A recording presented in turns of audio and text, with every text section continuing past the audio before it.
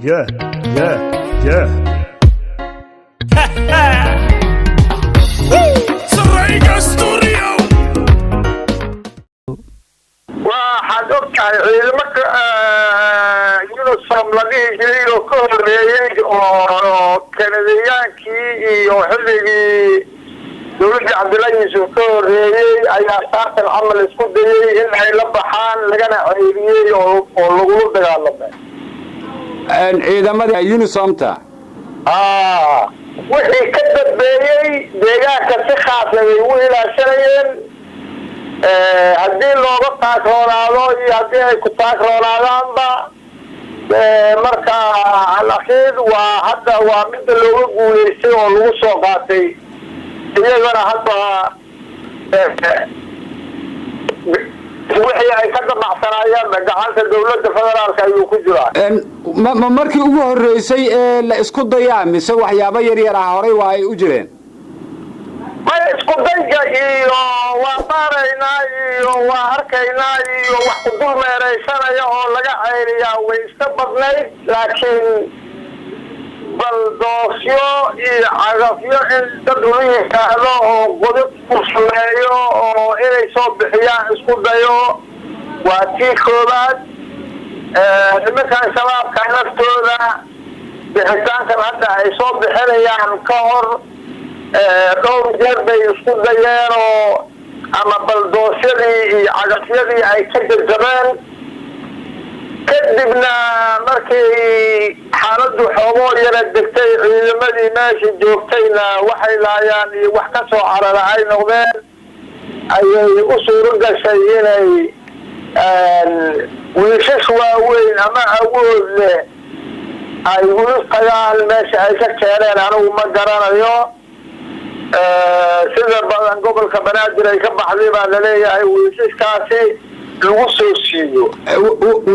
qalabkan iyo waxyaabahani waa la kiraysan karaa cidda kiraysatay ma ganacsata mase wax siyaasiyiin ah ayaa lug ku leh inta aad la socotid maya wax siyaasiyiin ah oo lug ku lahaa ma jirin ganacsato kalena ma jirin shabaab baa bahalkaani xoog kula soo baxay sidii uu ku ogaadayna isaga ayaa la weydiinayaa markuu la soo baxayna dad sheeganaya ganacsata oo inay lacag ka soo siisteen sheegaya ayaa lagu qabtay ii gaaray elnataree ah oo isagana deegaanka laga leeyahay waana lahaayaa jildood iyaga ayaana ka warsugaynaa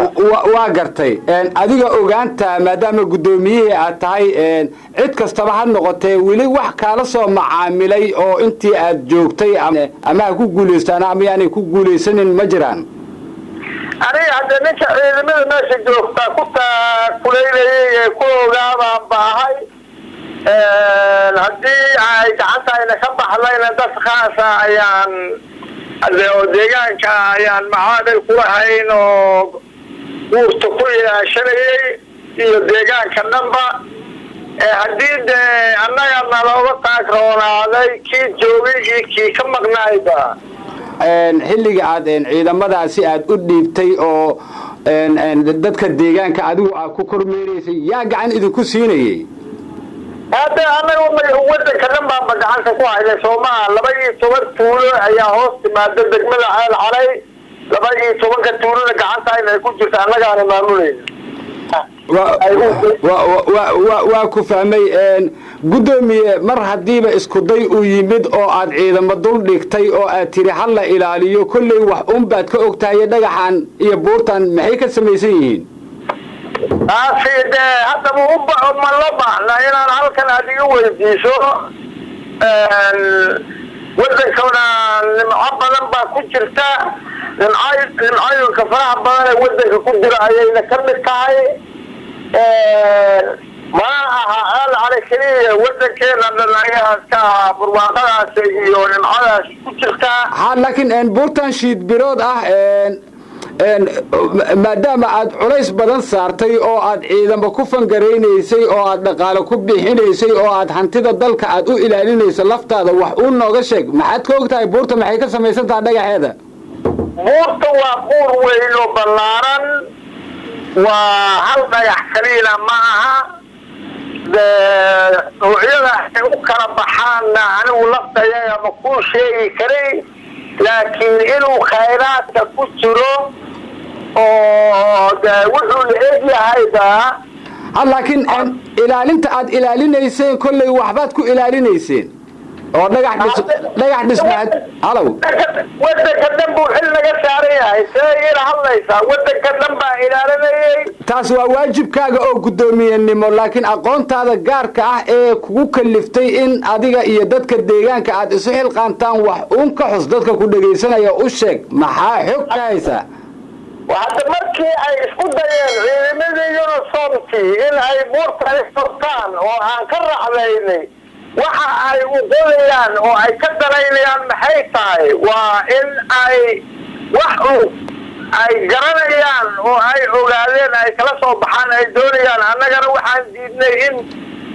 hadde ciid ka mid ah laga qaado halkaas sidaasaanu ku ilaashanayna kadib dhowr ganacsato ayaa tagtay oo baaritaan ayaa lagu sameeyey sida aad ii xustay oo marba qolo ayaa danaynaysay ugu dambayn wax ma lagaaga sheegay waxa ay ka samaysan tahay buurtan shiidbirood buurtani ganacsato ma dhihi karo aniga buurtana ganacsato ma aysan tegin ganacsatada niminka sheeganaya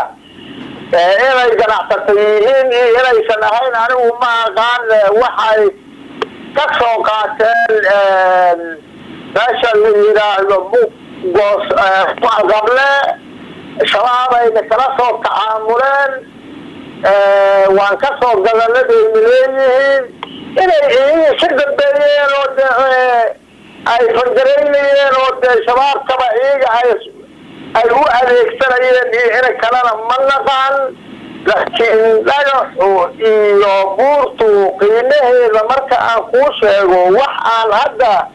cadad ku sheegi karaa ma aha waa waxyaabihii hadda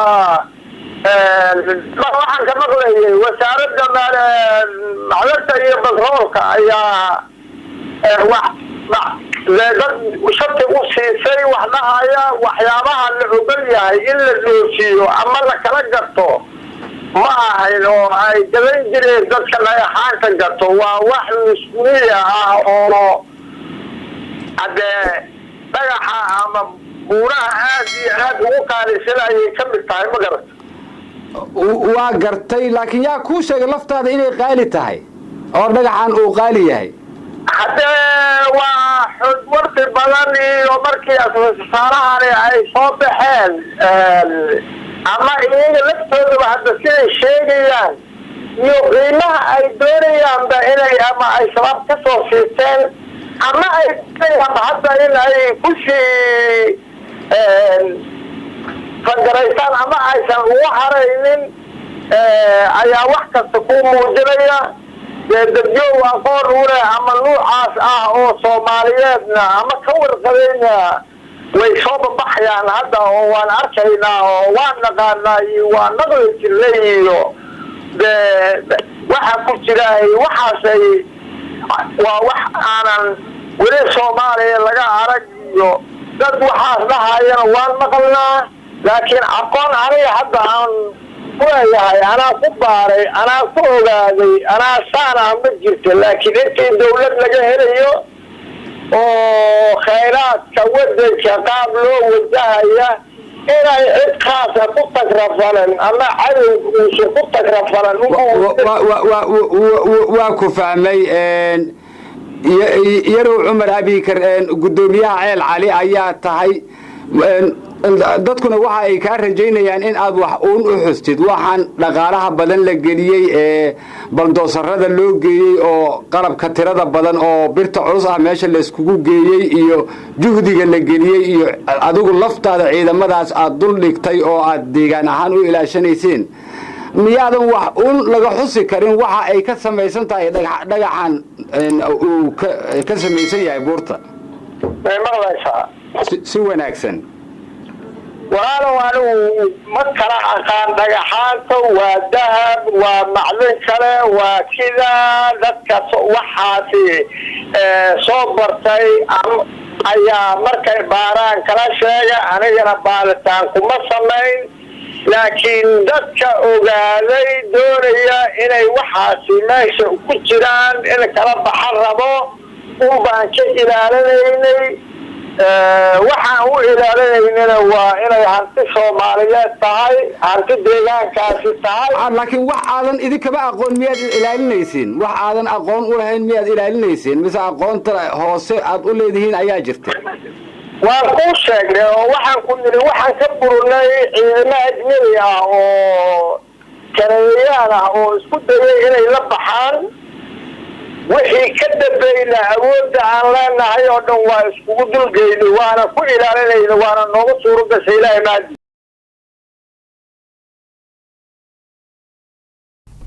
horta dhagaxa meel fog uu ka yimid wuxuu ka yimid Ceel Cali ilaa wuxuu soo galay Muqdisho isagoo intaas isku dhidhiib badan soo galay kullayba hadda booliiska gacanta ku qabtay haddana wuxuu ku jiraa nabad sugidda كل أنا investigation أسعده كما وردعينه investigation أسوي كسر بحه مع المركز كدب لو ذا جدونا شعبته وكيل كاح يلا هي investigation كسعودة بارتان كسعودة يلا بارية وحال بارية كل نجحي يبارتان كي أو كيمت إلا البال وحصان مرة جدا ما يشو كي منه وعمال إنه بديت كدقيه ما جنعت تايسكله من بديت كان صدي waxyaabo badan ay isbar socda kamana hornacayno kulay wixii meesha ka soo baxan ka warsugeena dadkii waday xagee lagu hayaa oo gacanta lagu hayaa iyaguna dadkii waday hal qof baa ma hadda la hayaa wax kale oo la hayaa ma arag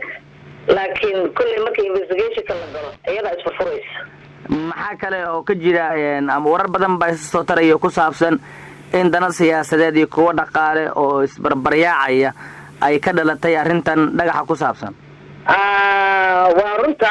waxa ay soo gaartay in ganacsato badan oo awal sii jeeday ay soo baraarugtay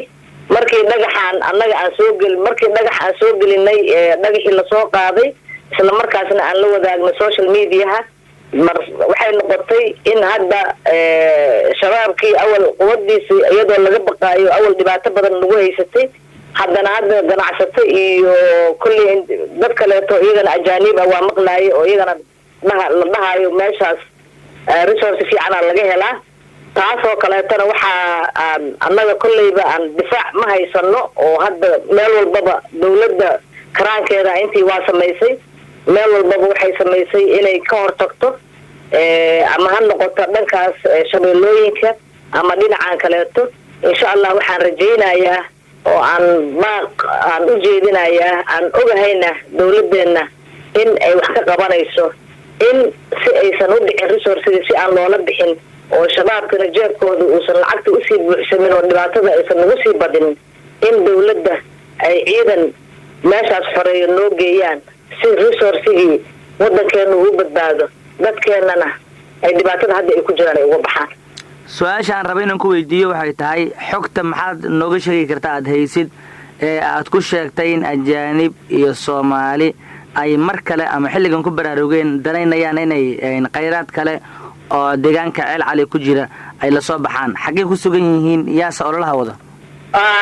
kullayba haddaba meel ay ka talinayso nabadiidka hadiiba dhagaxii laga soo saaray meeshaan waxay fiiriyaan meelaan la tegi karin cidda tegi karta waa cid kullayba macaamil la leh nabadiidka sidaan aaminsanahay qof kastana uu dareemi karo bacdeen taas waxa kaliya kusoo afjari karnaa oo dhibkaasna uu nooga yaraan karaa annagoo wiilasheena macawisleyda ah ee isuba macnaha hubkooda iyo raashinkooda ay dawladda aan kala kaashano wada shaqaynta dawladana annaga dhinacooda aan ugu shaqayno dadkana aan baraarujino cadowgana ay iska bixiyaan markaasaa nabad laga gaaraya dhagax meesha ku jiro iyo hanti walba meesha ku jirtana ay dawladda ku xisaabtamaysaa gobolkan uu ku xisaabtamaya waa gobol aan iskuul haysanin waa gobol aan waxbarasho haysanin waa gobol resource leh waa degmo resource leh maadaama degmadaas Ceel Cali ee resourcegaas ilaa intaas leeg ay leedahay waxaan soo jeedinayaa ka hortagno ama kan gudaha joogo kan banaanka jirna uu sameeyo fundraising kan gudaha ku jirna uu xoogiisa warigiisa uu qaato annagana rasaasti iyo daawadii iyo aan u keenno iyo hubkoodii cadowgana aan iska bixin. dad badan waxay isweydiinayaan sababta xildhibaano aad adiga ka mid tahay xilligan aad codsanaysaan in dawladdu ay gacanta ku dhigto oo shabaab laga saaro Ceel Cali iyadoo la ogyahay in kumanaan sano ay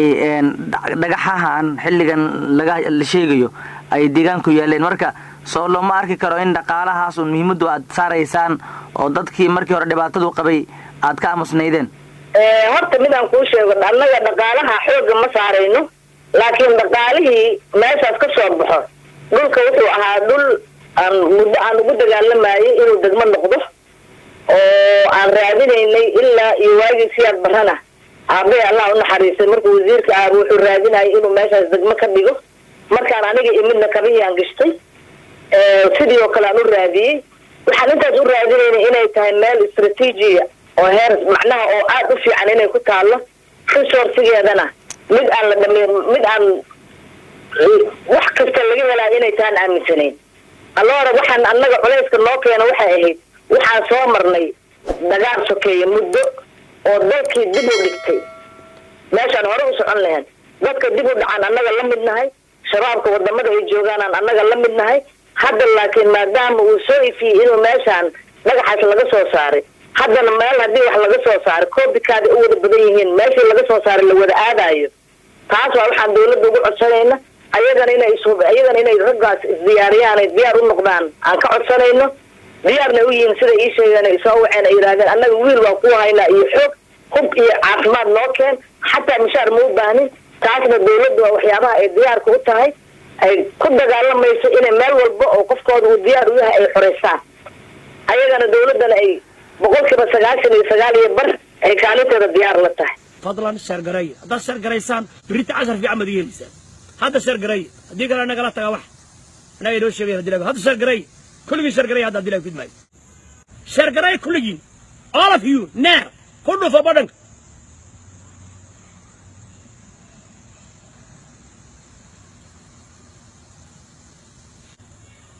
arafkayga aan xiranayaan una dilay fid waxaan isbees soo dhooban ilaa waa been ilaa saaxiib baan kula nahay been ورا شرقريه يلا شرقريه